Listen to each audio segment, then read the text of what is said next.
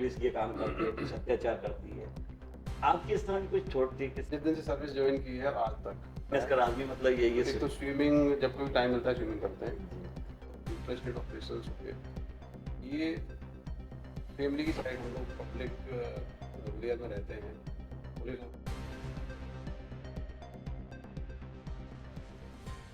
नमस्कार, स्वागत है नारद मुनि के खास कार्यक्रम टी टाइम में। टी टाइम में आज हम आपकी मुलाकात कराना जा रहे हैं एसपी ग्वालियर धर्मवीर यादव साहब से। धर्मवीर यादव साहब के बारे में बता दें कि आप पहले भी खरगोन और सतना में एसपी रह चुके हैं और भोपाल में भी काफ़ी लंबा समय नौकरी में गुजारा है। राज्य पुलिस सेवा के से आईपीएस बने हैं धर्मवीर यादव साहब। तो सबसे पहले सवाल उनसे यही कहेंगे कि राज्य पुलिस सेवा से लेकर अब तक जो आईपीएस की जर्नी किस तरह रही आपकी? देखिए, पुलिस में 95 में डीएसपी के रूप में चयन हुआ था। मध्य प्रदेश से सीधा साधा रास्ता नहीं था, मैं बेसिकली यूपी को बिलोंग करता हूँ, लेकिन जो डेस्टिनी रहती है उस समय एग्ज़ाम्स पीएससी के दिए गए और यहाँ पे सिलेक्शन हुआ। तो पूरा जो पुलिस की जर्नी, इतनी लंबी जर्नी है और बहुत ही शानदार रही है। मुझे लगता है यूनिफॉर्म में रहते हुए आपको ऐसे अनेकों अवसर मिलते हैं और डेली अवसर मिलते हैं जब आप आम जनता के बारे में कुछ सोच सकते हैं, उनका कुछ भला कर सकते हैं।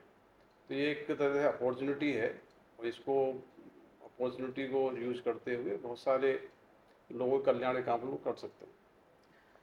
सीएसपी आप ग्वालियर भी रहे और आज लंबे समय बाद एसपी ग्वालियर बन के, तो उस दौर में जब आप सीएसपी थे और आज जब ग्वालियर एसपी हैं, तो इसमें क्या चेंजेस नज़र आए आपको यहाँ के क्राइम्स में, यहाँ की पॉपुलेशंस में?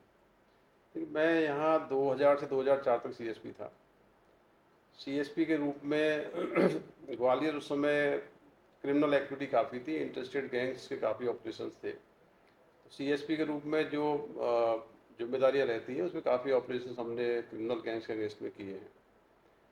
अब 20 साल बाद पुनः यहाँ पे एसपी के रूप में पदस्थापना हुई है, तो एक तो उसका लाभ मिलता ही है क्योंकि उस समय आप रहते हैं तो काफ़ी यहाँ की टोपोग्राफी, यहाँ की क्रिमिनल एक्टिविटीज़ और यहाँ की जो तासीर है ग्वालियर की, वो समझ में आती है।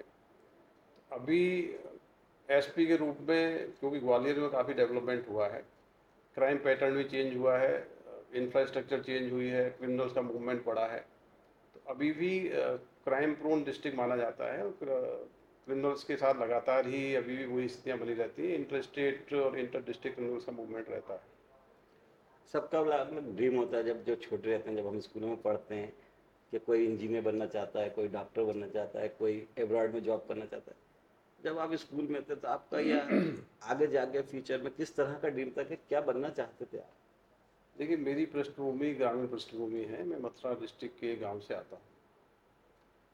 उस समय प्रारंभिक शिक्षा जब हुई और इसके बाद फिर ग्रेजुएशन मथुरा से की और पोस्ट ग्रेजुएशन में एमएसडब्ल्यू किया, उस समय तक ऐसा कोई विजन नहीं था कि क्या कैरियर रहेगा। एमएसडब्ल्यू एक अच्छा कोर्स होता था जो हमने आगरा से किया था और हमारे साथ वाले बहुत सारे लोग जो है प्राइवेट सेक्टर में गए थे। उस दौरान एमएसडब्ल्यू में जब फर्स्ट टाइम हमने लाइब्रेरी ज्वाइन की और उस समय जो परसेप्शन आया, तो उस समय लगा कि एग्ज़ाम की तैयारी करना चाहिए। तो एमएसडब्ल्यू करने के बाद 2 साल हमने दिल्ली में रह के तैयारी की और एक चांस ही है कि एग्ज़ाम कई सारे दिए और यहाँ पे सिलेक्शन हो गया और इस तरीके से पुलिस सेवा में आ गए। परिवार वालों ने कभी सोचा था कि अब आप वर्दी वाली जॉब करेंगे या पुलिस की नौकरी करेंगे? देखिए, मेरे जो ग्रैंडफादर थे वो ब्रिटिश टाइम में यूपी पुलिस में थे। जी। उनकी फ़ोटोग्राफ और उनकी यूनिफॉर्म अभी भी हमारे गांव में रखी रहती है। वहाँ से एक मोटिवेशन आता था, उस मोटिवेशन को लेके हमने एनसीसी भी ज्वाइन की थी। तो यूनिफॉर्म के प्रति एक अट्रैक्शन तो परिवार में भी था और ये इत्तेफाकी है कि जब परीक्षा दी गई तो सिलेक्शन हो गया और ये जो है पुलिस की जो जॉब है, यही एक शौक बन गया, उसी शौक को जी रहे हैं। ऐसा कोई प्लानिंग नहीं थी या ऐसा कोई सोच नहीं थी कि आगे जाके पुलिस वर्दी पहनेंगे या वर्दी की नौकरी करेंगे? ये वर्दी के प्रति जैसा मैंने बताया अट्रैक्शन था, एनसीसी भी की थी और मेरे ग्रैंडफादर भी पुलिस में थे, तो वहाँ से एक मोटिवेशन आता था। लेकिन ऐसा कुछ नहीं था कि पुलिस में ही जाएंगे। तो पीएससी परीक्षा दी तो जो लिस्ट आई उसमें डीएसपी में चयन हो गया। तो आज इतनी लंबी जर्नी के बाद ये महसूस करते हैं कि ये जो पुलिस का जो जॉब है इसको हमने खूब एंजॉय किया है। पुलिस के जॉब ने बहुत सम्मान दिया है और बहुत कार्य करने के अवसर दिए। लेकिन सोचा तो होगा कि कभी कुछ प्लानिंग तो की होगी कि जैसे इंजीनियर की बात करें या डॉक्टर की बात करें, तो एक सबका एक अलग अलग प्लान होता है फ्यूचर का लेकर के हम आगे जाके इस फील्ड में जाएंगे या इस फील्ड में देखिए जाएंगे। ऐसी कोई प्लानिंग नहीं थी। एमएसडब्ल्यू जब की गई तो एमएसडब्ल्यू जस्ट एमबीए के इक्विवेलेंट होता है। तो ज़्यादातर लोग प्राइवेट सेक्टर्स में मैनेजमेंट में गए थे। मैंने भी गाजियाबाद में कंपनी में जॉब ज्वाइन किया था। एक प्राइवेट सेक्टर में वो सेटिस्फेक्शन उस समय महसूस नहीं हुआ, तो एकदम से यू टर्न लिया और परीक्षाओं की तैयारी में लगे। सिविल सर्विस के एग्जाम्स भी दिए, यूपी पीएससी भी दी, एमपी पीएससी भी दी। और ये डेस्टिनी है कि फर्स्ट सेकंड अटेम्प्ट में एमपी में सिलेक्शन हो गया और यहाँ सर्विस ज्वाइन कर ली। अच्छा, जब हम पुलिस में नहीं थे आप, तो सभी ज़्यादातर जो पुलिस में नहीं रहते तो उनको पुलिस को लेकर अलग अलग तरह की छवि रहती है कि पुलिस ऐसी होती है, पुलिस ये काम करती है, पुलिस अत्याचार करती है। आपकी इस तरह की कुछ छोट थी किस तरह से, और या जब आपने ज्वाइन करी पुलिस फोर्स तो क्या चेंजेस आए? एक पुलिस में इतने लंबी सर्विस के बाद मैं ये कह सकता हूँ, आज भी सरकार का पुलिस वो अंग है जिस पे आम जनता भरोसा करती है। फील्ड में जब हम लोग रहते हैं तो जनता बड़े भरोसे के साथ आती है और छोटी से लेकर बड़ी जो भी कठिनाइयाँ आम जनता की हैं उनकी उम्मीदें पुलिस पर हैं।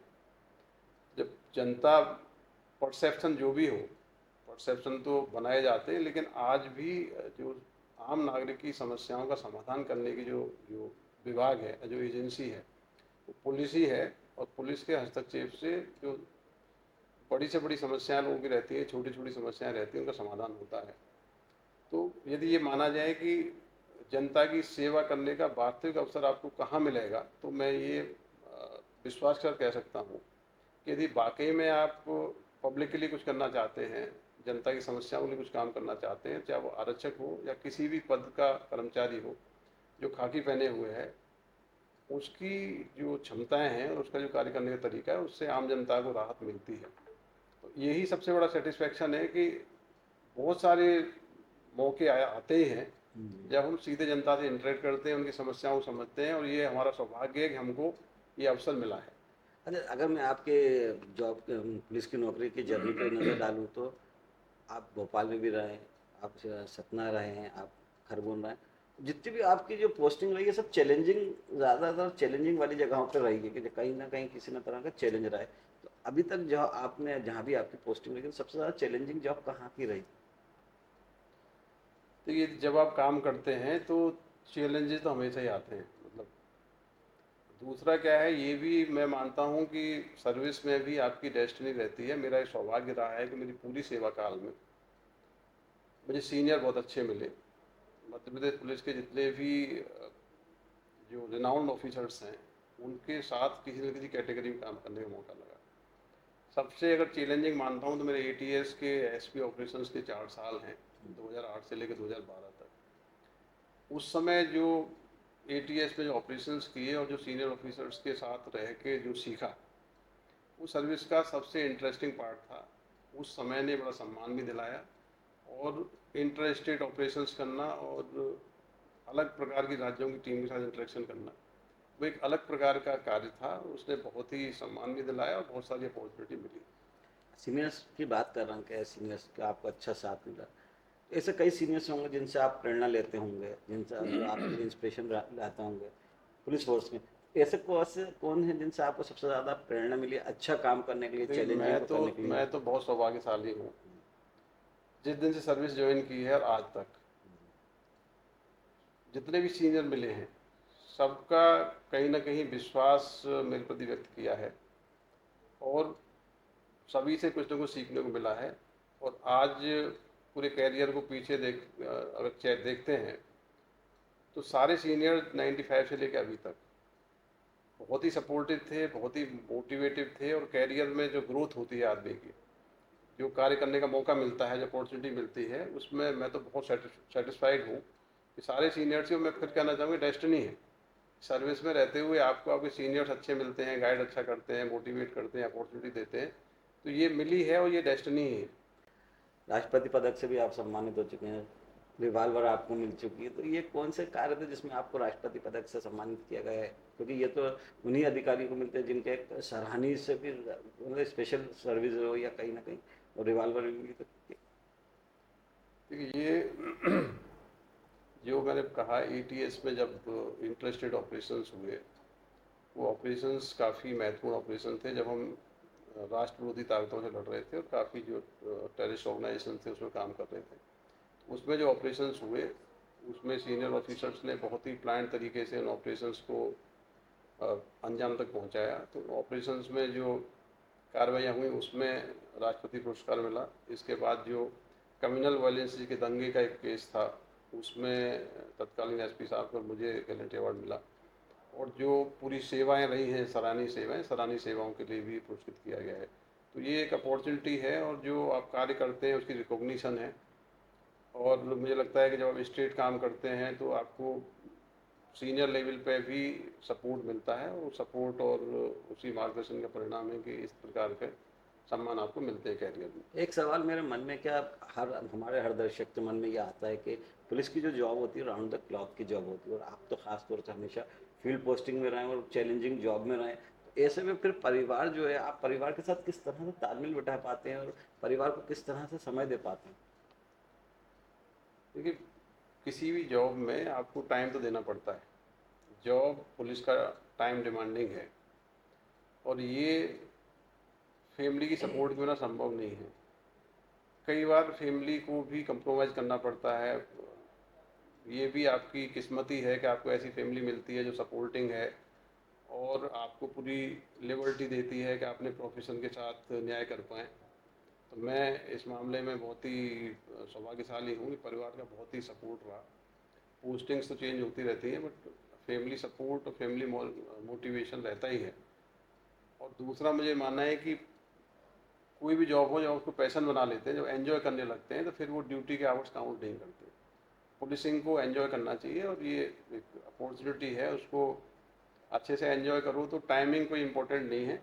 और पुलिस में रहते हुए भी ऐसा नहीं है कि आपके पास परिवार के लिए टाइम नहीं है, सफिशिएंट टाइम मिलता है और अपनी जिम्मेदारियों को बखूबी निर्वाह कर सकते हैं। अच्छा, जो समय मिलता है, जो फुर्सत का टाइम मिलता है, उसको किस तरह से परिवार के साथ या फैमिली के साथ गुजारते हैं या किस तरह से एंजॉय करते हैं? देखिए, फैमिली के साथ तो जो टाइम है, नहीं, जैसे लॉन्ग ड्राइव पे जाना है कभी, या कैंडल लाइट डिनर पे जाना है, या मूवी देखने जाना है, या दूसरे शो। उस तरह का तो देखिए फील्ड में रहते हुए उस प्रकार का टाइम मिलता भी नहीं है। दूसरा क्या है कि हम लोग पब्लिक ग्लेयर में रहते हैं।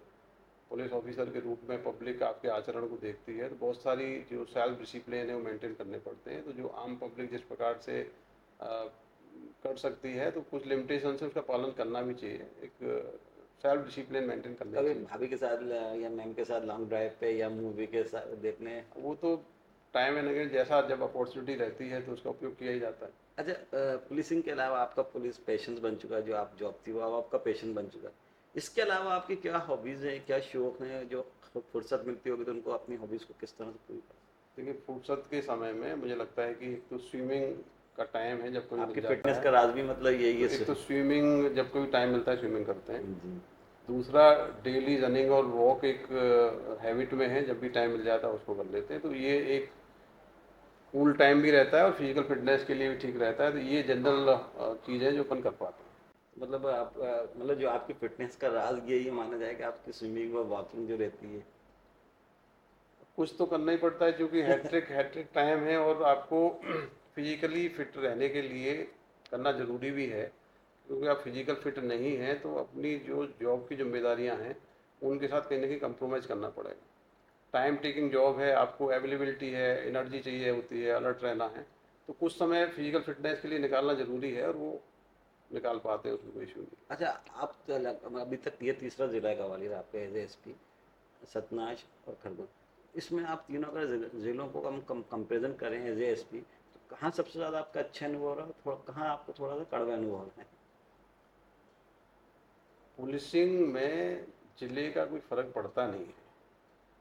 पुलिस की जिम्मेदारियां कमोबेश सब जगह रहती हैं। क्राइम पैटर्न चेंज होता है, पब्लिक के टेम्परामेंट एटीट्यूड चेंज होते हैं, लेकिन पुलिसिंग का पैटर्न सेम ही है। आपको क्रिमिनल से डील करना है, आपको लॉ एंड ऑर्डर मेंटेन करना है।